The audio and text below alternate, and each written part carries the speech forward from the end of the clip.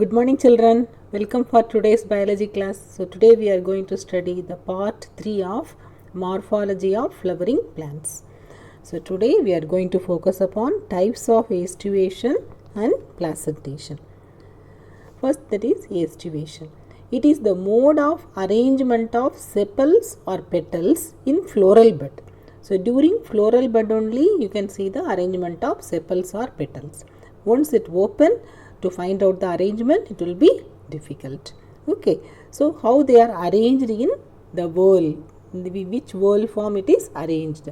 Okay, so study of that you call that as aestivation. There are types of aestivation. So valvate, twisted, imbricate or vexillary. Okay, different type of aestivations are there. Let us study one by one. So first is valvate. So when the sepals or petals are found in a whorl, just touch one another at the margin, but they don't overlap. So if they do like that, so that you call that as valvate. So example is calotropis. What you call in Tamil as erikuno, so that is calotropis. You can see calotropis towards the roadside. Can you see this valvate? They are just touching. They are not overlapping. So this type of arrangement you call that as valvate. It is it is the cut has been shown here. So here actually when you observe, so this is the flower. In flower condition it will be looking like that. Here after making the cut, it has been shown in the form of floral diagram. So that is valvate. Next is twisted. In twisted, so one margin it overlaps with the other one. That you call that as twisted. Example, that is hibiscus, lady's finger, cotton are coming under this category. Can you see in this? So here one overlaps upon the another.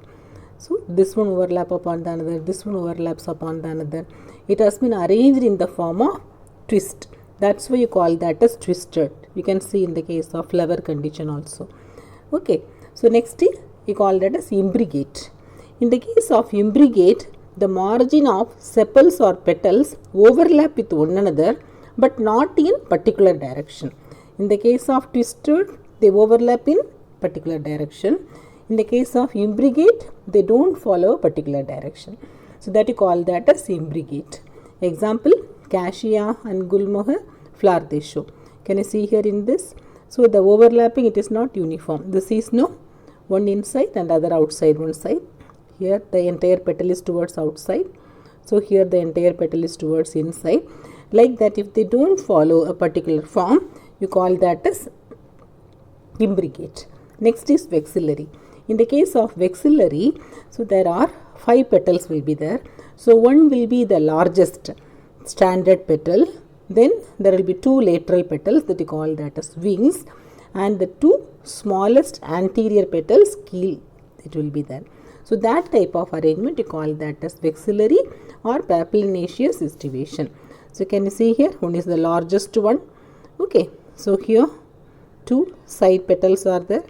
Here 2 what you call that as keel. These 2 petals, they are joined. So that's why the joining has been given. So when there is no joining given, means each and every petal they are separate. So this type of arrangement you call that as vexillary arrangement. Next let us come to placentation. So the placentation, that is the method of arrangement of ovules within the ovary. It is of different types.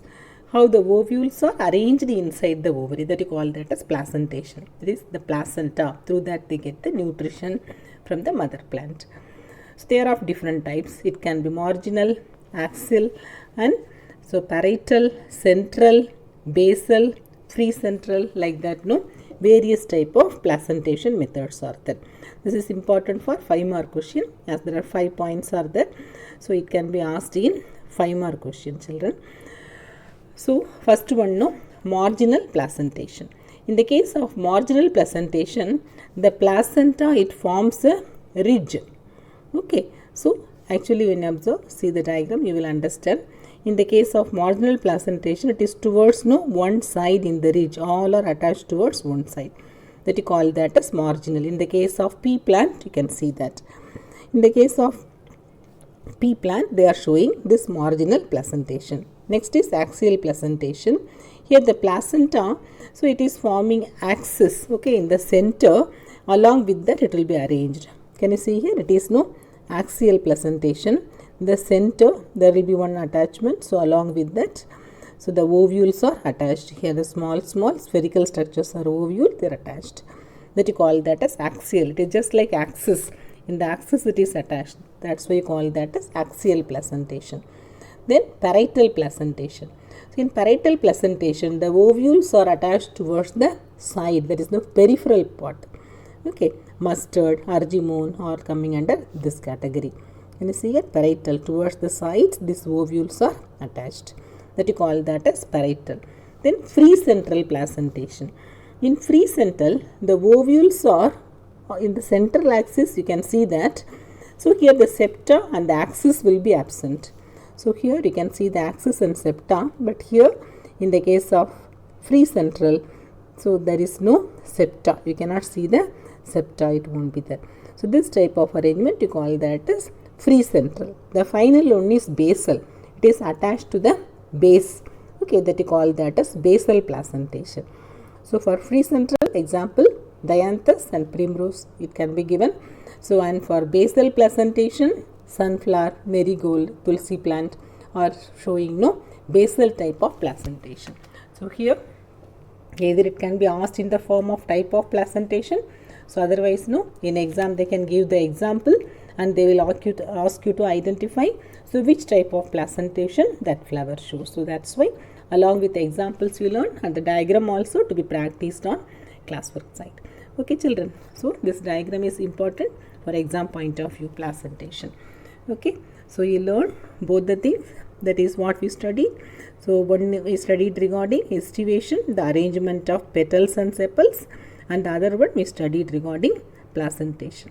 Okay, so today we are concluding. The next day we will continue with the next part of the chapter. Okay children, thank you.